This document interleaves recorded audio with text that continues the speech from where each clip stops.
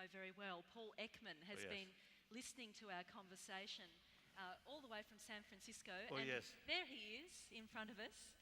Hello, Paul. Welcome. Let's give him an applause. Hello.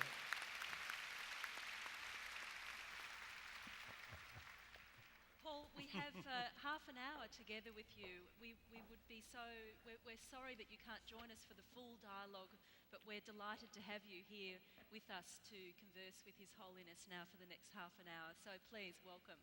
The stage is yours. Well, thank you so very much.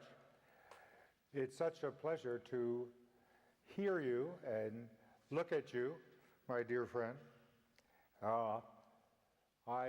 My health is getting stronger all the time, and my greatest hope is to be able to visit you in India within the next year. I want to just take a moment to thank Beth for organizing this conference, to say hello to my daughter Eve, who is sitting in the audience and will be leading a workshop tomorrow, to Alan Wallace, my dear friend, and Matthew Ricard, a dear friend, and to apologize for not being there in person, only electronically.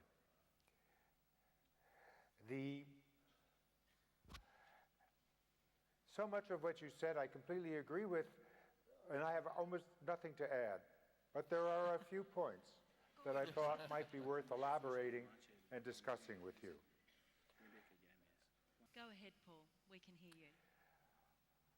I was delighted to hear you make the distinction between what was negative and positive in terms of its impact on another person. And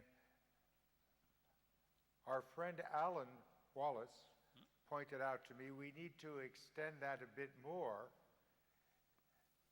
to say that the emotional episode or experience not only furthers our collaboration, but it is of some benefit to others, to a wider society.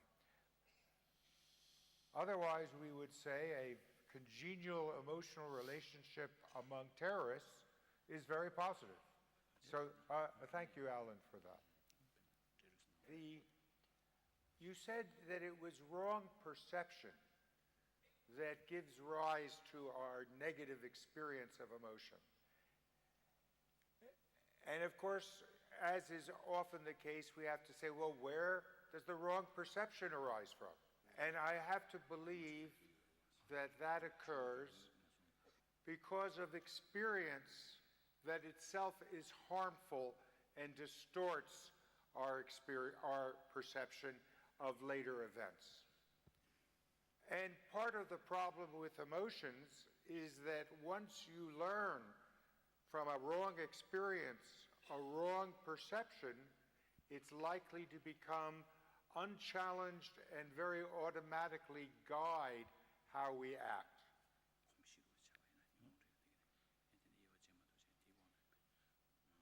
Really? That's true. That's very true. Oh, firstly, I want to, although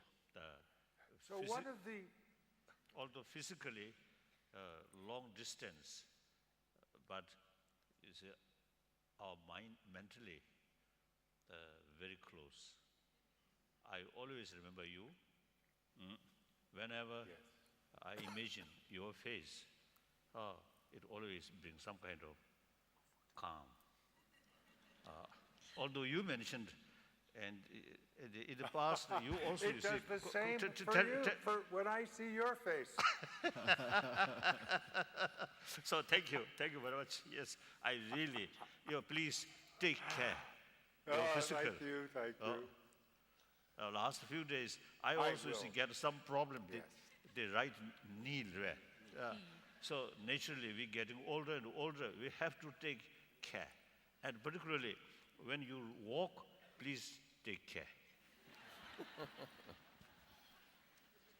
Yes? And the same to you, my dear friend. I still have the cane that you gave me when I was last in Dharamsala. Paul, can I ask you a question? I am ready to give it back. Paul, You can, but I have a couple of more things I want to add. please go ahead, please. I have been impressed that in the West, I'm going to, sorry, let me back step. One of the concepts that I have picked up from my tiny knowledge of Buddhist thinking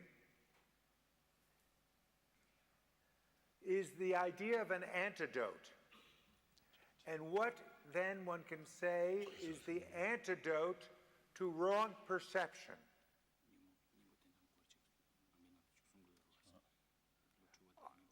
I believe it is an understanding and compassionate relationship with another human being.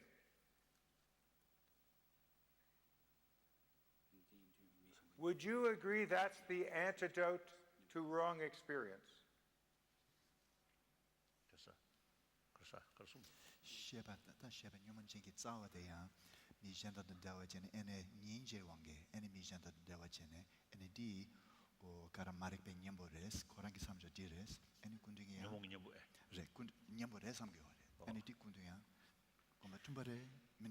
Yes. Now I think the fact is most of destructive emotion, such as anger, hatred, see, these kind of sort of emotion, destructive emotion,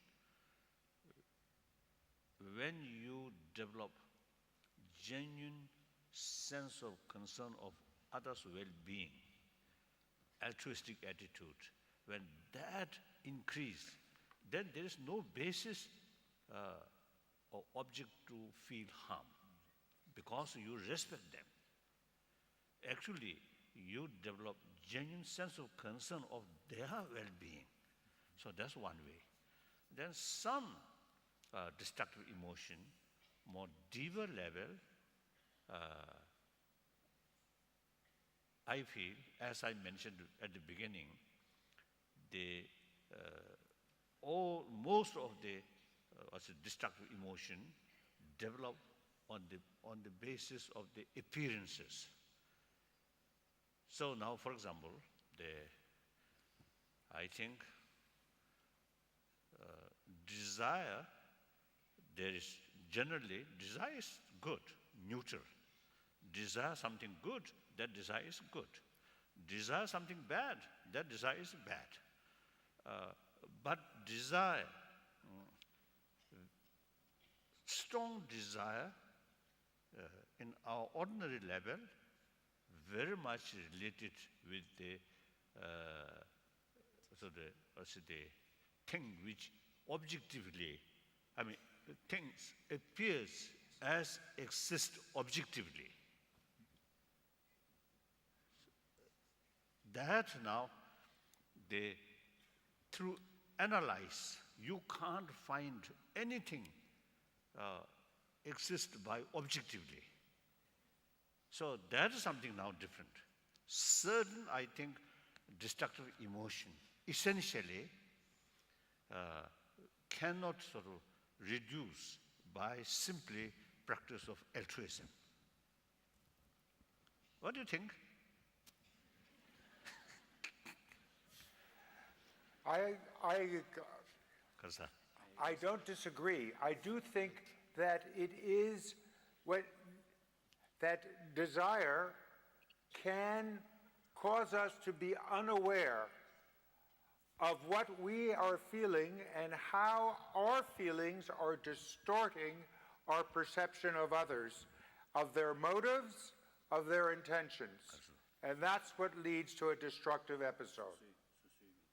Paul, Alan would like to make a point. Just a point of clarification, Paul.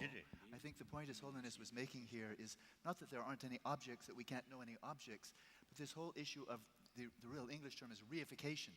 When we have an object of desire and we reify it, we take it to be absolutely objective, We see it independent of context, inherently real by its own intrinsic characteristics without relationship to ourselves or the rest of causality around it. We isolate it, we reify it.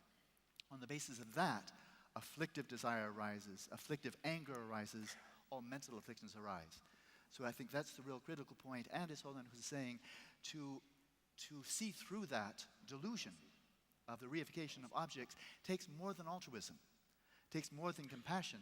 It takes intelligence and a real analysis and investigation of the objects that appear to our mind so that we see they do not have that utterly independent existence all by themselves, but are arising within this matrix of dependent origination. And that is the direct antidote for such ignorance. Fantastic. Thank you, Alan. Paul. Thank you. Yes, I see nothing to disagree with that in what you've said. I do think that being aware of what is occurring, which is not characteristic of emotional experience, to bring awareness into the realm of emotion is the first step. It's not the last step, but it's the first step to being able to use the antidote. I'd like to switch quickly, if I can, because I don't know how much more time we have. I want to talk about compassion. Yes, that's absolutely right. And I want to mention is that in the West, there's been an increasing focus on what I would call the recognition of another person's suffering, empathically experiencing that suffering as a motive for compassion. I don't dismiss that, but as a parent, I remember, and it's actually still the case with my children, that much compassion is of a preventive nature.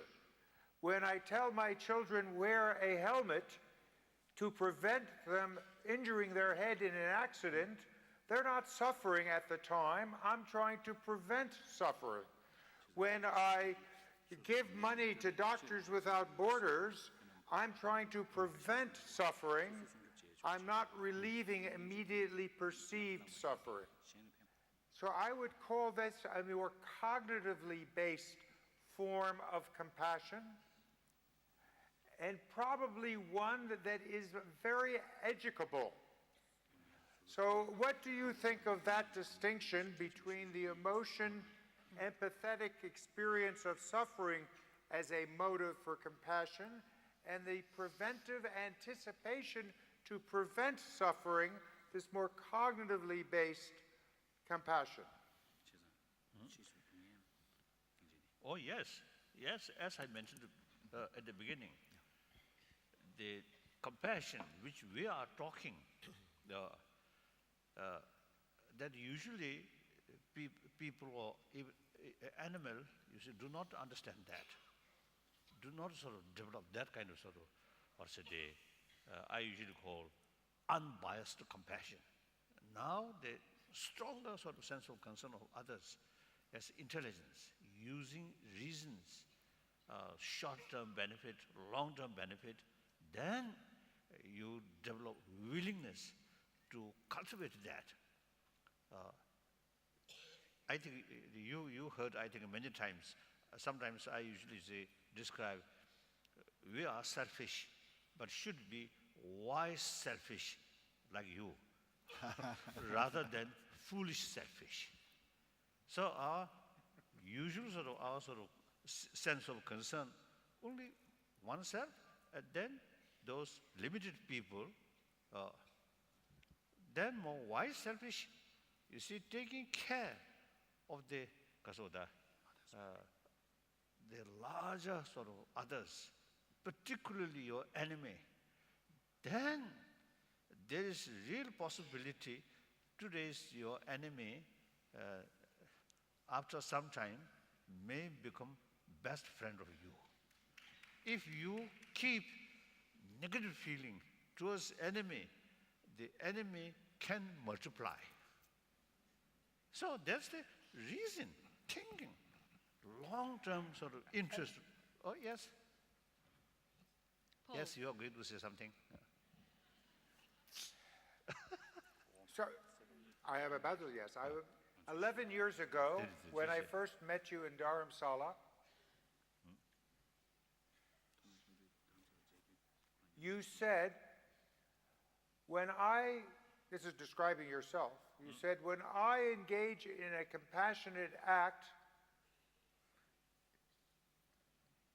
it benefits me more than the person who I'm helping.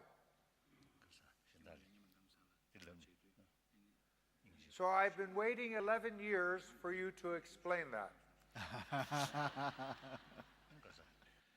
I often, explain.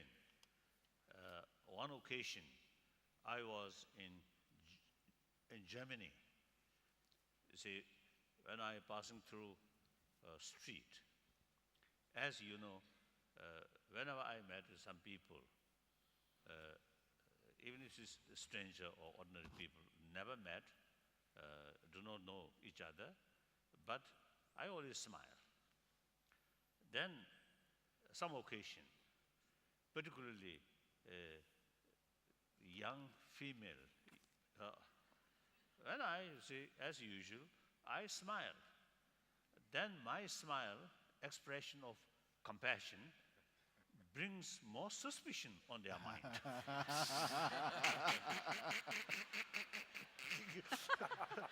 When I smile, then they look, oh, why this person is she smiling at me? That kind of attitude. So therefore, that's one example. My own expression of compassion brings some suspicion, some uncomfortable feeling on that person. So, as a result of my own case, I feel happy. Then I have more freedom. I already extend my compassionate attitude. Then their response is negative. Then I have freedom to act according to that.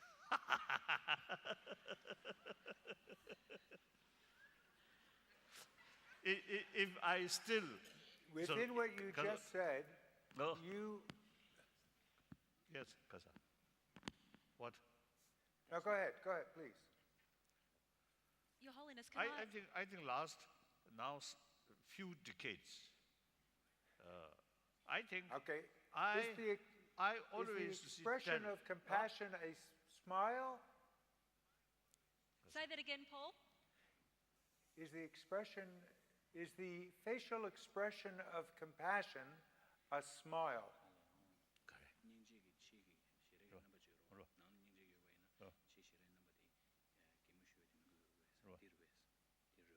Yes, one part, of course. One expression. Now here, I think one example. Last few decades, I think since 73, my first visit Europe, I always talk the sense of global responsibility. That's the act of compassion. So I always carry that sort of message or that sort of view. Certainly, some people, out of thousands of people, I think some people may take seriously about these sort of views, some may get some benefit, but largely, I think not much affected. But I myself, I always, practice sort of the compassion. As soon as I get up in early morning, as a Buddhist, firstly pray to Buddha, then I offer my body, speech, mind to well-being of other, or dedicated to well-being of other. So that kind of thinking, the whole day, some kind of feeling, my life, purposeful life, meaningful life. So now I'm getting older, the last day come, I feel happy. I fulfill my whole life, some sort of meaningful. So that's direct sort of implication for my happiness, my joyfulness, and that also immense sort of impact my health. So sometimes you see, getting older, but basic my sort of physical condition is still, according to some physician, they say still young. Of course, my knee. Your Holiness, and Paul, I have, before we lose you, we've got the knee. Well, we have about 5 minutes left, Paul, and Your Holiness, with you on the live feed. Paul, I have a question for you. This dialogue that you have shared with His Holiness over 10 years now has had an incredible impact on your life as really the world's leading scientist of emotion and research into emotion. In fact, you came to this dialogue as a man who had a lot of difficulties with your own emotions, a lot of anger and a lot of trauma there in your history. And something has shifted very profoundly for you through this dialogue, hasn't it? Can you perhaps share that with us and remind His Holiness of that impact in the last couple of minutes? Thank you.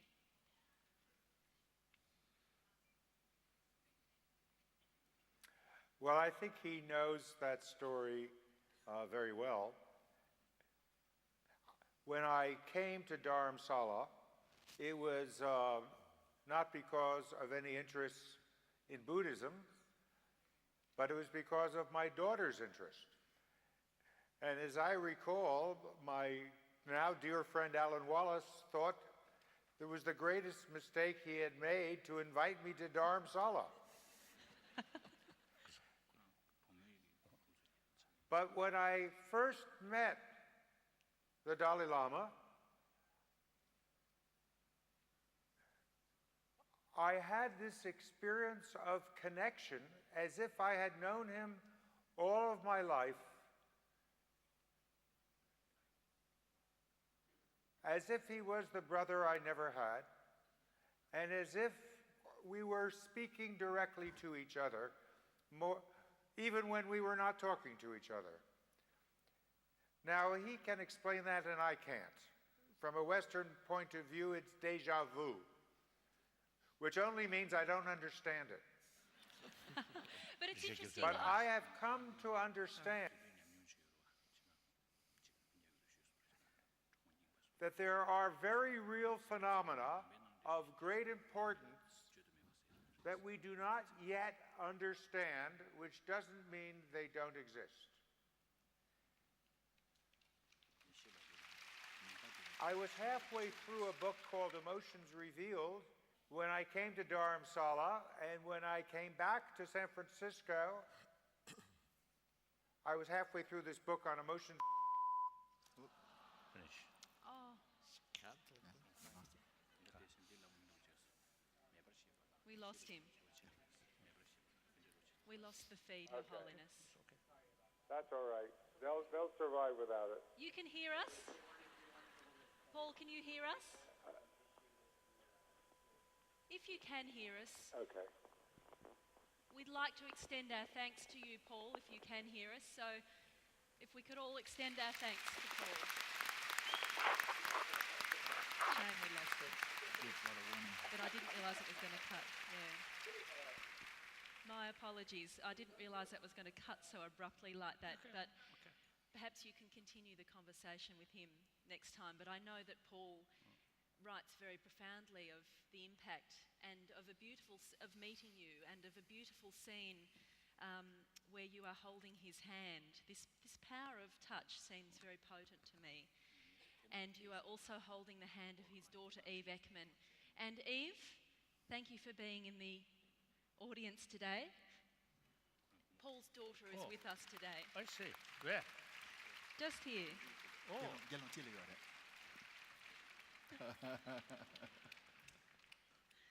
My respected sort of scientist friend, I must shake hand. Paul's daughter. Please. Thank you. Thank you.